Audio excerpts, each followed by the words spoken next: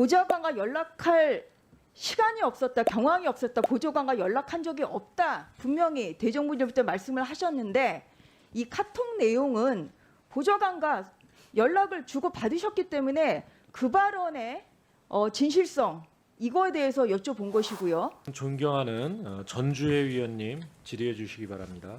예, 국민의힘 전주혜 의원입니다. 장관님, 네. 국정감사 준비하시느라고 수고 많으셨습니다. 먼저 지난 대정부 질문 때 발언하신 걸 보도록 하겠습니다.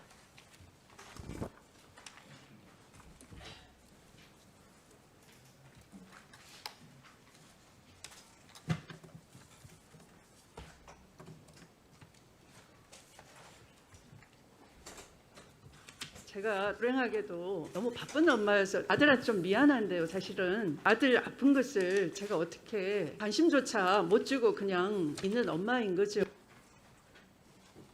정권 교체와 그다음에 정권 인수 시기에 보냈기 때문에 의원회관을 갈 수도 없었고 의원회관 식구들이 보좌진들이 저를 만날 수도 없었습니다. 저런 것을 대화를 하거나 네. 지시를 하거나 지시하신 적은 부탁을 없다는 할 수가 없는 말씀이시죠? 그런 네. 정황을 말씀을 드리겠습니다.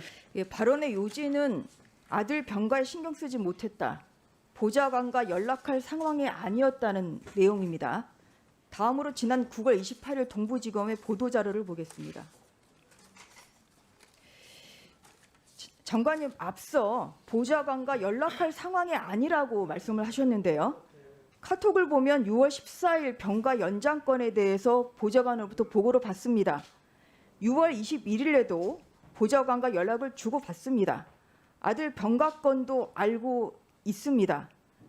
장관님, 국회에서 거짓 진술한 것에 대해서 이 자리를 빌어 국민들에게 사과할 생각이 있으십니까? 거짓 진술하지 않았습니다. 네, 거짓 그것은, 진술이 네. 제가 법령을 위반하거나 또는 부정한 청탁 지시를 하지 않았다이고요. 의원님께서 장관님. 지금 질문의 취지는요. 네. 보좌관과 연락할 시간이 없었다, 경황이 없었다, 보좌관과 연락한 적이 없다 분명히 대정부님부터 말씀을 하셨는데 이 카톡 내용은 보좌관과 연락을 주고 받으셨기 때문에 그 발언의 진실성 이거에 대해서 여쭤본 것이고요. 이것이 사실이 아니기 때문에 이 부분에 대한 사과 요청을 드리는 것입니다. 어떠십니까? 제가 그 카톡에 이런 문자가 있다는 것은 이 휴대폰이 포렌식이 돼서 나와서 아는 것일 뿐이고 그걸 기억하지 못합니다. 예, 그걸 기억하지 보면, 못한다고 하고 그걸 보면 그 보좌관에게 전화번호를 전달했다고 돼 있지만 거기 보시면 지원 장교님이라고 돼 있어요. 만약에 제가 직접 아는 사람의 전화번호를 제가 직접 지시 차원에서 전달했다면 여기에 전화번호가 지원 장교나 뭐 대위 이렇게 돼 있겠지 님자를 안 붙이겠죠. 이것은 아들에게 받은 것을 아들이 질의가 있기 때문에 이 정도로 정리하겠습니다. 그러면 그것도 뒤에 보시면 맥락을 다 보시면 아들이랑 연락을 취해 주세요. 돼 있지. 보좌관 보고 제가 지시한 게 아니잖아요. 알겠습니다. 그리고 보좌관이 스스로 그 뒤에도 보시면 보좌관이 한 번 더 연장해 달라고 요청해 놓은 상황입니다. 이렇게 답변이 와요. 그러면 제가 지시를 했었다면 단문자에서 지시 이행했습니다. 이렇게 문자가 와야 되겠죠. 그러나 그게 아니고 스스로 한 번 더 연장해 달라고 요청을 했다. 이렇게 답하니까 제가 지시를 한 것이 아니라는 걸 도로 명확하게 알 수 있는 문자들이죠. 장관님, 지금 여기는 그 진실의 자리이지 해명의 자리가 아닙니다. 장관님 말씀의 취지는 그러나 왜곡의 자리도 아닙니다. 장관님 말씀의 취지는 이 카톡 내용은 보좌관에게 전화라고 지시한 게 아니다. 지금 이 말씀이시고요. 그 전에 대정부 질문에 대해서는 전혀 허위 발언한 바가 없다. 장관의 그 반복해서 정식성은 부정한 청탁이나 지시와 관련한 그런 것이 없다를 명확하게 말씀을 드렸습니다. 장관의 정직성은 검찰 개혁 책임자로서의 자격과 관계가 있습니다. 이것이 지시인지 아닌지 그리고 그 전의 발언이 허위인지 아닌지는 장관님이 판단할 것이 아니라 국민들이 상식선에서 판단할 것이라는 말씀을 드리겠습니다. 아니, 한 가지 더 여쭤보겠습니다. 아니, 저 문자가 제가 지시하지 않았다는 걸 증명하는 것이죠. 한 가지 더 여쭤보겠습니다. 이날 이날 잠깐만요. 이날 그 21일에 아드님과 통화한 사실은 있으세요? 아드님과 통화한 사실은 있으십니까? 21일에? 아들과 통화한 기억은 없어요. 아마 예, 없을 겁니다. 제가 예. 그날 예, 알겠습니다. 이것이 그날- 28번째 거짓말이 아니길 바라겠습니다. 그 장관님 대정부 질문 때 한 가지 더 여쭤보겠습니다. 그 6월 14일, 6월 21일, 6월 25일 보좌관에게 군부대 관계자에게 전화하라고 지시한 사실 없다는 이렇게 말씀을 하셨습니다. 맞죠? 다시요. 6월 14일, 6월 21일, 6월 25일 보좌관에게 군부대 관계자에게 전화라고 지시한 사실 없다 이렇게 말씀하셨죠? 네. 예. 그러면 25일 보좌관으로부터 보고받은 사실도 없으신 거죠?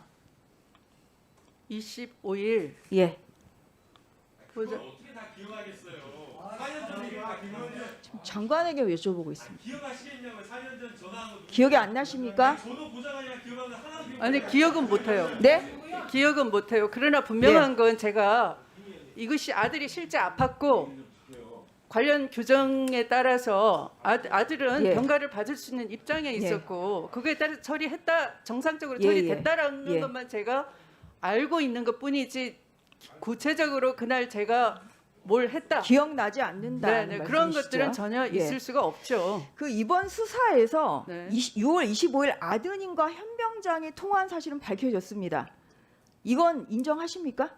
아들은 부대에서 전화가 와서 받은 사실은 있으나 그것이 현병장인지 알 수는 없다라고 했습니다. 왜냐하면 예. 현병장은 알고 보니 같은 중대원 소속이 아니고요. 옆 중대 소속이어서 아는 관계가 아니기 그러니까 때문에 전화한 사실은 있다는 거는 인정을 좀 누군가로부터 했다는. 전화를 받았다는 것이죠. 예. 네, 그러면- 그것이 현병장이라는 것은 아들로서는 알 수가 예. 없는 거죠. 그 이번 아드님 군무이탈 사건에서 국민들은 대한민국 군무이탈 사건이 검찰과 아닙니다. 예, 국방부가 혼연일체가 돼서 서일병 구하기에 올인하는 모습을 보면서 이미 수사 결과를 예측을 했습니다. 예상대로 서일병은 구해지는 사람이 아니고요. 서일병은 군 복무를 다 이행한 사람입니다. 굳이 구할 필요가 없습니다. 그 불기소장 그 내용을 보겠습니다. 예, 여기에 보면요. 그 서일병은 부대로부터 병가 추가 연장은 안 된다는 통보를 이미 받은 상태입니다.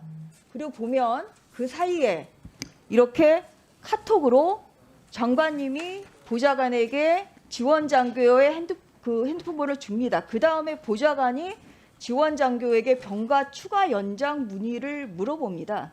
바로 이것이 청탁의 소지가 있다는 것입니다. 예, 그런데 이런 부분에 대해서 수사가 잘 안 돼 있고요. 법령을 다음에 위반 보겠습니다. 법령을 예. 위반해서 그 다음에 그 다음 할 장 수 없는 보겠습니다. 일을 하게 해야 예. 청탁인 거죠. 그다음에 이제 장관님 이것이 다 모두 공정하다고 말씀하시는데요. 이 장기 병가자의 경우를 조사를 검토를 해보니까 아드님과 같은 이런 추격 증후군은 한 명도 없고요. 발목 인대 수술 이런 점도 다시 한번 말씀드리겠습니다. 저 위원장님